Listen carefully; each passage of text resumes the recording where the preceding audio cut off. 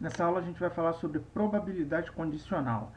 Existem problemas que eles impõem uma condição que restringe o espaço amostral do experimento aleatório descrito. Então essa aula contém 3 exemplos em que a gente vai perceber justamente isso. A condição que está no enunciado e que restringe, que reduz a quantidade de elementos que fazem parte do espaço amostral. Vamos a eles.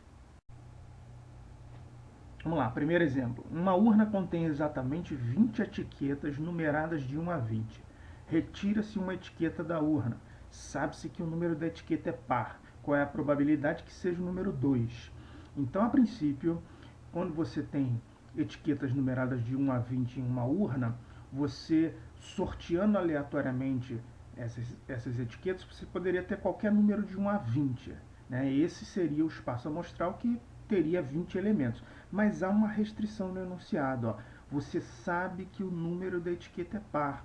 Se você sabe que o número da etiqueta é par, o seu espaço amostral passa a conter somente números pares. Tá? Então, para esse experimento descrito aqui no enunciado da questão, como você sabe que o número sorteado foi um número par, então seu espaço amostral tem os elementos 2, 4, 6, 8, 10, 12, 14, 16, 18 e 20. Ele é composto por apenas 10 elementos. Tá? Qual é o evento que a gente está querendo ver a probabilidade que ele ocorra? De que o número sorteado seja o número 2. Então, o evento é retirar a etiqueta de número 2.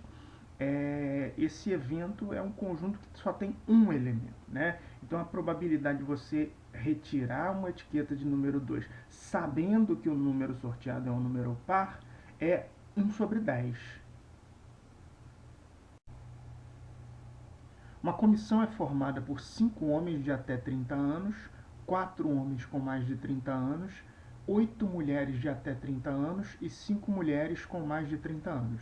Escolheu-se ao acaso uma pessoa para presidir a comissão. Sabendo-se que a pessoa escolhida tem mais de 30 anos, qual a probabilidade de que essa pessoa seja um homem? Tá? Então, a primeira coisa que é conveniente fazer é você organizar os dados desse problema. E como os conjuntos descritos aí no enunciado são conjuntos que não têm interseção, não tem como um homem ter menos que 30 e mais que 30 ao mesmo tempo. Não tem como uma mulher ter menos que 30 e mais que 30 anos ao mesmo tempo.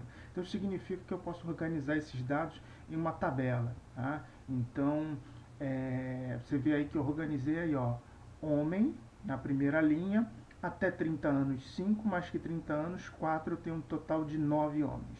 Mulher, até 30 anos eu tenho 8, mais de 30 anos eu tenho 5, total de 13 mulheres. Tá? Isso me dá um total de 22 pessoas. Então aqui nessa tabelinha eu organizei os dados do problema.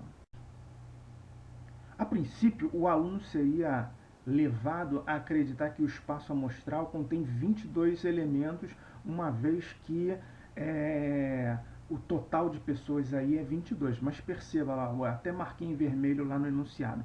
Você sabe que a pessoa escolhida tem mais que 30 anos. Se você sabe isso, isso vai restringir o seu espaço amostral ao conjunto das pessoas com mais que 30 anos.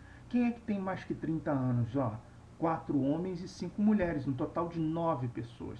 Então, com essa informação de que a pessoa escolhida tem mais que 30 anos, o seu espaço amostral só tem 9 elementos.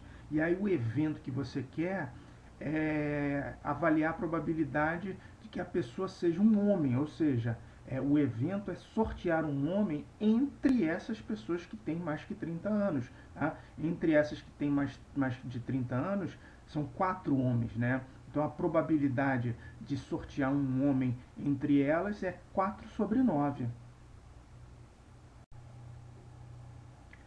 O terceiro exemplo foi extraído de edições anteriores aí do Enem. Aí diz o seguinte: numa escola com 1.200 alunos foi realizada uma pesquisa sobre o conhecimento desses alunos em duas línguas estrangeiras, inglês e espanhol.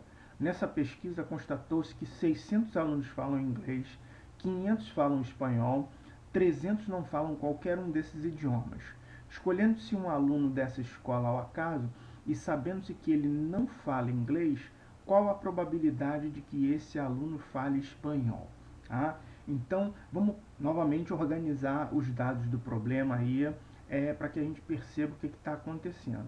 E aí, nessa situação, existe interseção entre os conjuntos envolvidos no problema, porque existe a possibilidade do aluno falar inglês e espanhol ao mesmo tempo. Tá? Você já percebe isso porque você somar todos esses números que estão aí, ó, 600 mais 500 mais 300, isso dá mais que os 1.200 alunos é, da escola. Então isso significa que a gente a interseção entre esses conjuntos. Vamos arrumar aí os dados usando aí o diagrama de Venn. Ó. Conjunto I dos alunos que falam inglês tem que ter 600 alunos ali dentro. Conjunto E dos alunos que falam espanhol tem que ter 500 alunos ali dentro. Não sei como distribuir os valores ali dentro dessas regiões, porque eu não sei quantos alunos falam inglês e espanhol ao mesmo tempo. Sei que 300 não falam qualquer um desses idiomas. Tá? Então, vamos prosseguir na solução. Os 300 alunos que não falam nem inglês nem espanhol, eles ficam ali do lado de fora dos conjuntos I e E. Né? Então, para eu ter um total de 1.200 alunos, significa que dentro dos conjuntos I e E, eu tenho que distribuir um total de 900 alunos. Tá? De como é que eu cheguei a esse número? Eu peguei os 1.200 e tirei os 300 que estão lá do lado de fora. Eu tenho que distribuir 900 alunos ali dentro. Só que se eu somar 600 com 500, está dando 1.100, 200 a mais. Ou seja, esses 200 a mais são os alunos que estão na interseção entre os conjuntos I e E. Agora vamos distribuir os valores ali para as outras regiões. Né? Como dentro do conjunto I tem que ter 600 alunos, e eu já coloquei 200 que são aqueles que estão lá na interseção, restam 400 a serem colocados dentro desse conjunto. Como dentro do conjunto E eu tenho que ter 500 alunos, e eu já coloquei 200 ali na interseção entre os conjuntos I e E, restam 300 para outra região.